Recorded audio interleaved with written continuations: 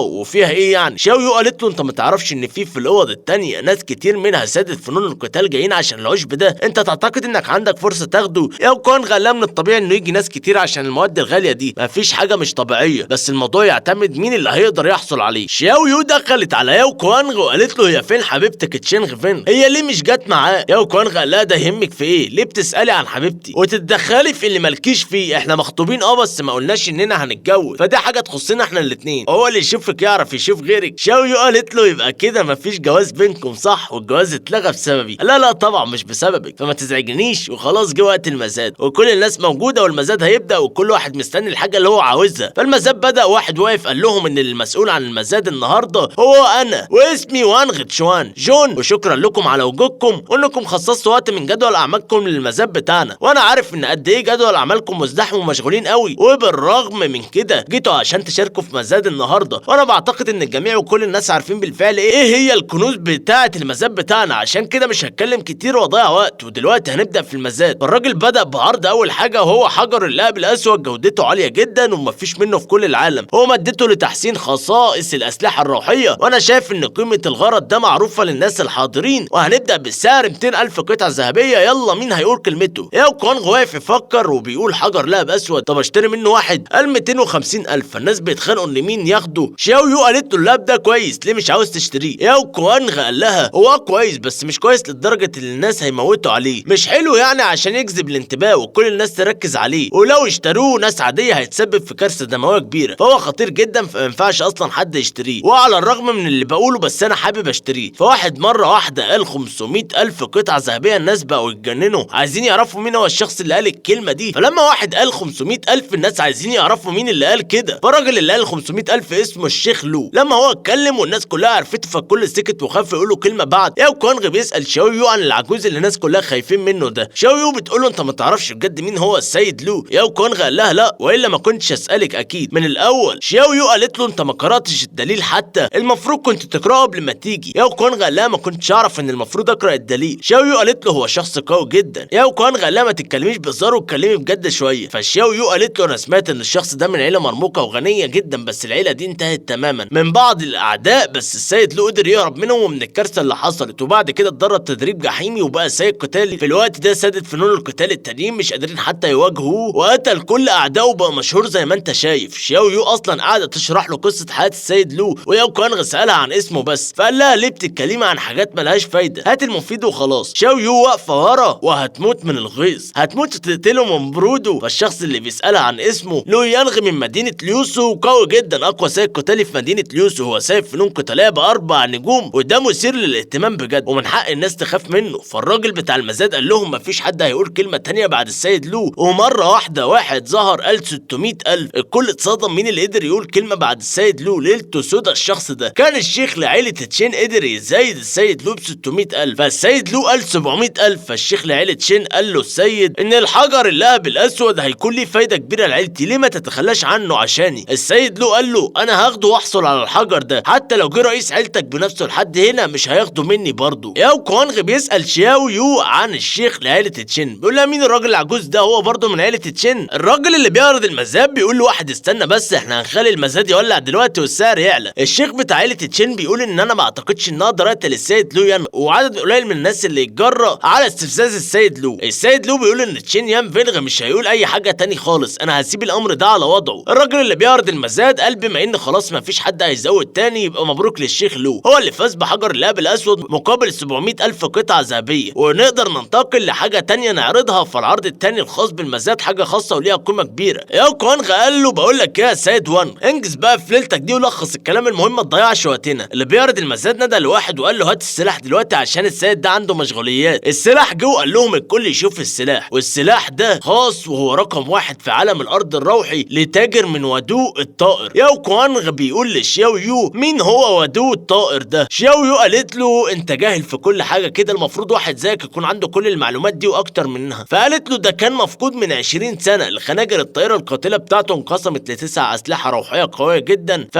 فجابوا السلاح وعرضوه قدام الكل. فالسيد الشاب جيانغ تشاو قال لهم انا اللي هعرض سلاح روحي كتبادل. السيد اللي بيعرض المزاد قال للسيد جيانغ على الرغم من ان في قيود على استخدام الخناجر الطائره، بس الاكيد ان الخنجر ده اكثر قيمه من مجرد سلاح روحي. السيد جيانغ قال لهم انا هعرض سلاحين روحيين. الكل بقى مذهول، هي حاجه محرجه جدا. شياو يو قالت لياو كوانغ ده معقد شويه. السيد عارض المزاد قال ازاي السيد جيانغ يعرض سلاحين روحيين؟ السيد جيانغ قال انا هعرض سلاحين روحيين و10 حبوب روحيه. السيد تشين زود كمان 10 حبوب مصدر روحي. السيد جيانغ قال له انت تتحداني؟ واحد قال اعتقد ان الخناجر دي تلزمني، ممكن اللي يحصل عليهم دلوقتي ممكن ان احصل عليهم دلوقتي. وبقوا يضربوا في بعض وشتموا بعض. ياو كوانج بيقول للشاو يو انهم بيتخانقوا مع بعض ومش هنقدر ناخد الكنوز اللي احنا عاوزينها، انا عاوز 15 حبايه. واحد قال اللي بيتخانقوا محترمين ما ينفعش اللي بتعملوه ده، اقفوا عن اللي بيحصل ده والا الامور هتخرج عن السيطره وده مش كويس للمزاد. السيد تشين قال له طالما عاوز الحبايه دي انا هسيبها لك. قال له لو عايز ترام باي حاجه تانية غير الحبوب دي ماشي. السيد جيانغ قال له باين ان السلاح الروحي بتاعي. السيد جيانغ قال له باين ان السلاح الروحي بتاعي ولا انت مش واخد بالك؟ وبما ان مفيش اي متسيدين تانيين يبقى الخناجر دي انا اللي هاخدها مش انت. ياو كوانغ قال لهم انا هحط 100 حبايه من عندي. كل ساعتها اتصدم، والسيد جيانغ قال 100 حبايه ازاي؟ الكل بقى بيسال مين الشخص ده، فالسيد تشين قال له بتقول ده بجد وانت قد كلمتك؟ ياو كوانغ قال في نفسه بقى على الرغم من ان ما عنديش اسلحه روحيه بس 100 حبايه مصدر المفروض يكونوا كافيين. السيد جيانغ ضحك وقال للسيد تشين باين ان في حد تاني عاوز ياخد الخناجر وزايد عليك كمان، وانا بعتقد ان الكنز ده مش بقى بتاعك خالص. فالكل بقى عمال يتكلم على ياو كوانغ، واحد بيسال ويقول مين الشخص ده؟ هو من عيله غنيه ولا لا؟ واحد تاني قال له في المكان ده ما بيجيش فيه غير الناس الغنيه، هم وفلوسهم الحياه بتاعتنا كده. واحد تالت قال لهم انا ما اعرفوش بس باين عليه انه عنده قوه كبيره واكيد واحد يعتمد عليه، مين يقدر يستحمل كل ده غير لما يكون قوي؟ اكيد في حد تاني بيساعده عشان قادر يعمل كل ده. لما ياو كوانغ قال لهم كده شاو يو حطت ايدها على راسه وقالت له انت سخن صح؟ لا ده انت اكيد مجنون على اللي عملته ده، انت عارف ايه العواقب والمشاكل اللي هتجيلك بسبب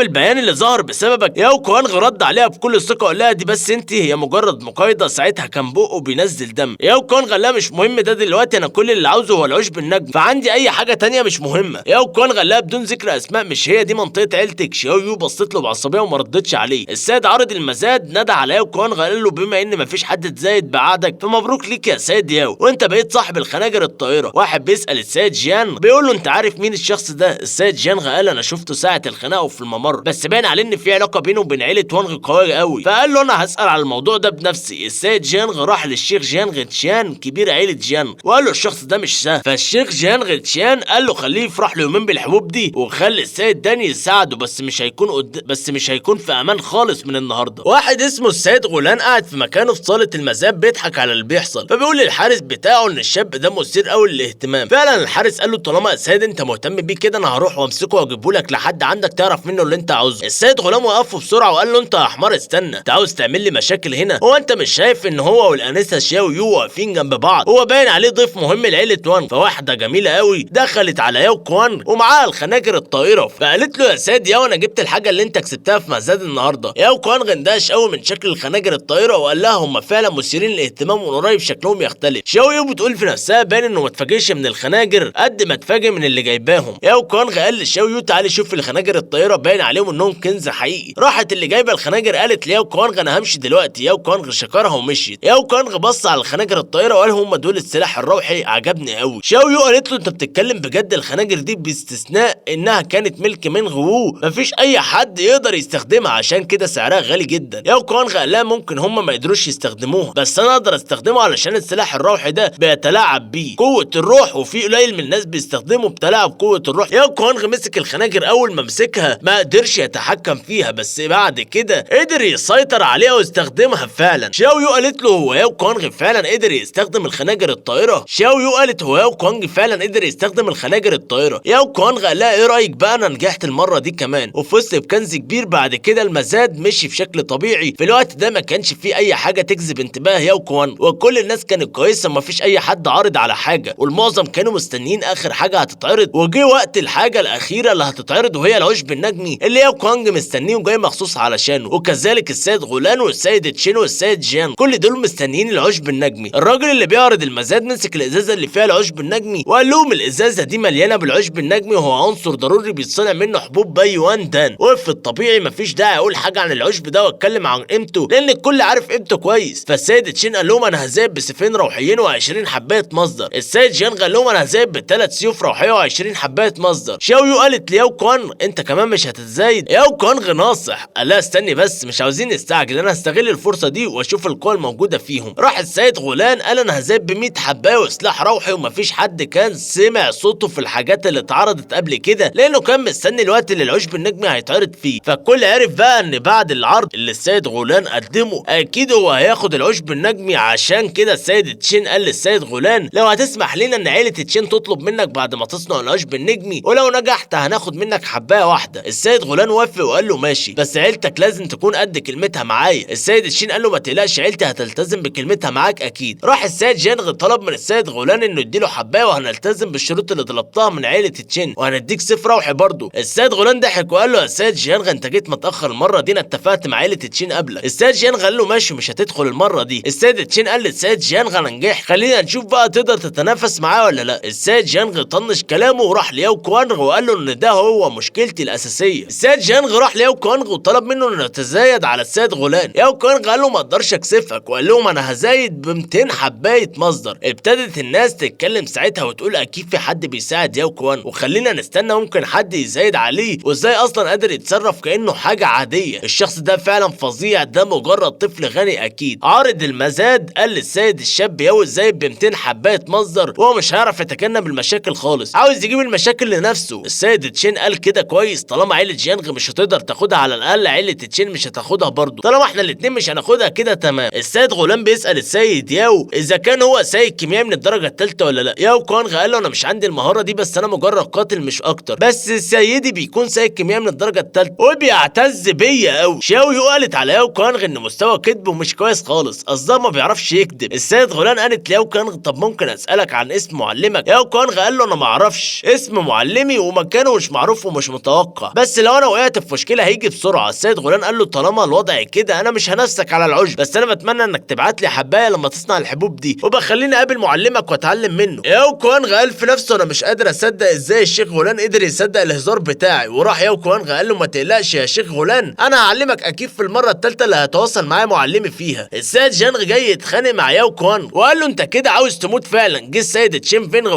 وقال للسيد جيانغ انت مش فاكر انا قلت لك ايه؟ مفيش فايده فيك. السيد وانغ قال للسيد جيانغ ليه انت متضايق من تصرفات الاطفال دي؟ من الاحسن ليك في الوقت ده نتراجع ونمشي وهيجيلك فرص كتير عشان تنتقم من الشخص ده. السيد جيانغ قال له ماشي وخلي الحقير ده يخاف ويستنى على اللي هعمله فيه، لازم انتقم منك اكيد على الاستفزاز ده. الراجل اللي بيعرض المزاد قال لهم طالما مفيش اي حد هيزايد بعد السيد ياو يبقى السيد ياو هو الفائز بالعشب النجمي، وكل واحد راح لحاله. ياو كوانغ وشاو يو طلعوا بره صاله المزاد وهما ماشيين. شاو يو قالت له انت بجد مذهل، خدت الكنزين المتميزين بكل بساطه. فلا ده كان مجرد حظ، بس شاو يو قالت له انت دلوقتي خدت اللي انت عاوزه مش كده. ياو كوانغ قال لها وطي صوتك، انت عاوزاهم يتسرقوا مني بالسرعه دي. شاو يو قالت له وانت قلقان من ايه؟ عيلتنا هتحميه. ياو كوانغ قال لها وده الطبيعي فعلا، عيله وانغ ناس كويسه ومحترمه. الشيخ غولان راح بارك للسيد ياو كوانغ على فوزه بالعشب النجمي وقال له انت اللي كنت محظوظ النهارده في المزاد، وانا بصفتي كيميائي انا فرحان ليك من قلبي، واول ما تيجي الفرصه خليني اقابل معلمك لان الكيميائيين من الدرجه الثالثه بيبقوا كيان مخيف. ياو كوانغ قال له انا ما عملتش حاجه حاجه يا سيد غولان، انا كنت محظوظ بس النهارده ولما معلمي يظهر هخليك تقابله اكيد. السيد جيانغ نده على ياو كوانغ وقال له الشيخ غولان هو مثلنا الاعلى، وانا هخليك تندم على استفزازي النهارده وخليك واثق اننا هنتقابل قريب قوي. ياو كوانغ بيقول عليه هو مجنون ولا ايه؟ جه السيد تشين قال له انت عندك حق يا سيد ياو، السيد جيانغ مريض فعلا، وحط ايده على كتف ياو كوانغ وقال له انت كنت مذهل النهارده، وانا والسيد جيانغ كنا بنتقابل من سنين فاتت بس ما كنتش متوقع منك انك هتخلي السيد جيانغ متضايق كده. ياو كوانغ قال له انت مين اصلا؟ راح السيد غولان طلع حاجه من جيبه واداها لياو كوانغ وقال له خدها ليك، انت كيميائي وده رمز بيثبت هويتك، ولو اظهرت الرمز ده مفيش حد هيتجرأ يهاجمك ابدا حتى اقوى واحد في الارض. تاني يوم ياو كوانغ واقف بيقول ان هو حصل على حاجات كتير امبارح اللي هي الخناجر الطايره والعشب النجمي وكمان الرمز، فافتكر كلام الشيخ غولان لما قال ان الرمز ده هيثبت هويتك كواحد كيميائي واقوى واحد مش هيتجرأ يعمل لك اي حاجه. وفعلا ياو كوانغ واثق في كلامه، وكمان كان عارف ان العجوز بين مكان زهرة دي زو. المكان ده محرم اصلا، يبعد 500 ميل خارج مدينه ليوسو، وبيعرف بمكان دفن روح للمحاربين، وناس كتير قالوا ان زهرة دي زو بتنمو هناك. فياو كوانغ كان عاوز يحسن من قوته في اسرع وقت ممكن لان عيله تشين وعيله فو مش هيسيبوه في حاله، فقال ان عيله تشين دي تافهه مش صعبه، بس عيله فو دي خطر عليا والاحسن ليا ان اسكن الخناجر الطايره في اسرع وقت. وهو بيفحص الخناجر الطايره اول مره بروحه لقى واحد من الخناجر دي محفور عليها بعض الكلام وكان مكتوب عليه مورن غزي. فياو كوانغ كان عارف الاسم ده كويس، وده اسم افضل حداد في قاره تشينزو، يبقى الخناجر الطايره دي من قاره تشينزو، وده معناه ان نطاق الارض الروحيه يمكن يوصل لقاره تشينزو، ويبقى اسم مورن غزي اداله هديه كويسه وقال عيله تشين وعيله فو استنوني على اللي هعمله فيكم. بعد 3 ايام ياو كوانغ ماشي في الطريق، فبيقول ان العجوز وانغ قال ان الارض دفن الروح من الاتجاه اللي هو ماشي فيه. ساعتها كان 2 مقنعين ماشيين وراه، ولما خرج ياو كوانغ من المدينه استنوا المقنعين قالوا استنى بقى على اللي هيجرالك، وراحوا وراه بسرعه وفضلوا يدوروا عليه. واحد من المقنعين بيقول لاخوه المقنع احنا بقالنا فتره بنجري ومش لاقيين له اثر خالص. المقنع التاني قال له ما تقلقش هو ملحقش يبعد كتير. اخوه المقنع قال ان ياو كوانغ ده غريب قوي، هو فنان قتالي ب9 نجوم ازاي عنده السرعه دي؟ ومره واحده ياو كوانغ طلع لهم وهاجم واحد من ورا ومسكه ضرب فيه لحد ما بقاش قادر يقاوم ياو كوانغ. ياو كوانغ ضرب واحد من المقنعين، والتاني قال ازاي قدر الطفل ياو كوانغ يعمل كده، وهجم عليه المقنع التاني وقال له لازم تموت. ياو كوانغ فتح نقطه الوغز العظيمه الاولى. المقنع قعد يعطس كتير، ما نعرفش ياو كوانغ عمل فيه ايه عشان يعطس كده، والمقنع قال ان ازاي فنان قتالي ب9 نجوم يكون قوي كده. ياو كوانغ قال له انا هسالك لاخر مره مين اللي بعتكم ورايا؟ فالمقنع قال في نفسه ده اكيد كان بيخفي قوته الحقيقيه عننا، وقال له هقولها لك مره كمان ان مفيش حاجه بتتقال لواحد محكوم عليه بالموت. ياو كوانغ قال له بجد يا راجل؟ فالمقنع هجم عليه من ظهره. واحد من المقنعين هجم على ياو كوانغ من ظهره، وواحد من اللي قدامه كانوا مفكرين انهم كانوا هيقدروا على ياو كوانغ وهم ماشيين، وهم مفيش فايده فيهم. راح ياو كوانغ قضى عليهم وهو عارف انهم كده كده مش هيتكلموا، هو كان بيسال بس، لكن هو كان متوقع انهم مش هيقولوا حاجه. فراح ياو كوانغ طلع الخناجر الطايره وقال لهم هتقولوا مين اللي بعتكم ورايا ولا لا عشان ما تضيعوش وقتي. المقنعين خافوا من الخناجر وقالوا له بسرعه ان عيله تشين فينغ هي اللي بعتتنا وراك علشان نموتك. ياو كوانغ وصل لمكان ارض دفن الروح، و3 كمان وصلوا قبله لمكان الزهر دي زو، وهم الانسه فينغ تشين غيو والسيد تشين والسيد جيانغ. فالانسه فينغ قالت لهم ايه رايكم دلوقتي الوقت المناسب عشان نتناقش على مين هياخد زهر دي زو؟ كلنا تعبنا في الرحله عشان نوصل للمكان ده. فقالت لهم بما انكم انتوا الاثنين بينكم خلاف دايما وانا بنت جميله ايه رايكم تدوها لي؟ السيد تشين قال لها انسه فينغ هزارك بارد، احنا كنا بنتقاتل ونحارب بحياتنا عشان نوصل للمكان ده، وانت جايه تاخديها على الجاهز، انت مش شايفه ان دي خساره اننا نديها لك بكل سهوله كده؟ فالسيد جيانغ قال لهم انتوا الاثنين ما تستحقوش انكم تحصلوا عليها بالسهوله دي، كانت ساعتها الزهره قريبه منهم قوي، بس قدامها سيد قتالي ب3 نجوم الهالك، فالموضوع ده مش سهل، عشان كده لازم يتحل الاول وبعدين نشوف مين هياخدها، ولو ما لقيناش طريقه نحل بيها موضوع السيد الهالك ده انسوا انكم هتاخدوا الزهره دي نهائي. فارض دفن الروح اللي بيموتوا هناك مش بيطلعوا للسما ويلتهموا في الارض، وبيبقوا هالكين ومش بيحسوا باي وجع ومش بيقدروا يفكروا كويس، ويتقال عليهم ان هم هيبقوا اقوى من الاول. فالانسه فينغ قالت لهم ايه رايكم احنا ال3 نتفق ونتحالف مع بعض، وانا عندي فكره بس مش هقدر اعملها لوحدي، هحتاج لمساعدتكم انتوا كمان عشان تقدر تنجح، وكل اللي عليكم هو ضخ طاقتكم الروحيه في المصفوفه دي. فالسيد جيانغ بيقول للسيد تشين ان الانسه فينغ مش هتقدر ان احنا نطلع كل طاقتنا الروحيه بعد ما نساعدها عشان ناخد الزهره دي. السيد تشين قال ان مش السيد تشين قال له انا مش عاوز انخدع من الانسه فينغ. الانسه فينغ قالت لهم بصوا لي كده، انا اللي هعمل المصفوفه دي وهستهلك اكبر قدر من الطاقه الروحيه، وانتم الاثنين اتصرفوا برجوله. فشافت ياو كوانغ واقف بعيد وراهم، فقالت الانسه فينغ طالما انتوا الاثنين مش عاوزين تساعدوني انا بتمنى ان السيد ياو يقدر يساعدني. ياو كوانغ قال لها ممكن اعرف ازاي واحده جميله زيك تعرفني؟ انا ياو كوانغ. السيد تشين اتصدم لما شافه مش بقى مصدق، مصدق انه لسه عايش وقدر يوصل للمكان ده، مفكر ان المقنعين اللي بعتهم وراه موتوه. فلاليسا فينغ قالت للسيد ياو انت عملت ضجه كبيره في المزاد من فتره، فازاي ما اعرفكش؟ ياو كوانغ ضحك وقال انا خايف اني ما اقدرش اساعدك وعاوز اشوف انت هتقدري تعملي ايه. لاليسا فينغ زعلت قوي، كانت مفكره انه هيقدر يساعدها بسهوله. السيد تشين قال ان وجود ياو كوانغ هنا معناه انه عاوز زهرة ديزو. ياو كوانغ قال له انا ما شفتكش من فتره، انت قتلت سيد فنون القتال بنجمه واحده. السيد تشين قال للانسه فينغ والسيد جيان ان السيد ياو كوانغ مهتم هو كمان بالزهره، ليه احنا الثلاثه ما نتحدش ضده ونخلص منه الاول؟ فالانسه فينغ قالت ان السيد شين قدم اقتراح كويس جدا، وقالت للسيد جيان انت ايه رايك ان انا استخدم التقنيه السريه لعيلة فينغ واحطم قوته بمجرد ما انجح؟ مش هيقدر يستخدم قوته حتى لو بيمتلك قوه كبيره. انا اتاكدت دلوقتي ان المقنعين هم اللي كانوا باعتينهم، وان تشين فينغ دلوقتي مع السيد جيان وجم مع بعض الارض دفن الروح علشان يدوروا على زهرة ديزو. ودلوقتي ما بقاش غير الثلاثه دول قدامي، ودي فرصه كويسه علشان اخلص عليهم واخد زهرة ديزو قبل ما هم يخلصوا عليا، اتغدى بيهم انا قبل ما يتعشوا بيا، فلازم احرص منهم قوي. وبكده تكون انتهت حكايتنا النهارده، وده كان الجزء الاخير من حكايه البطل ياو كوان، وفي انتظار اي فصول جديده ان شاء الله. فيا ريت ما تنساش تدعمنا بلايك وكومنت عشان ده اللي بيشجعنا نستمر، وانتظرونا في قناه حكايه انمي بامتع واشيق القصص ان شاء الله. اشوف وشكم على خير.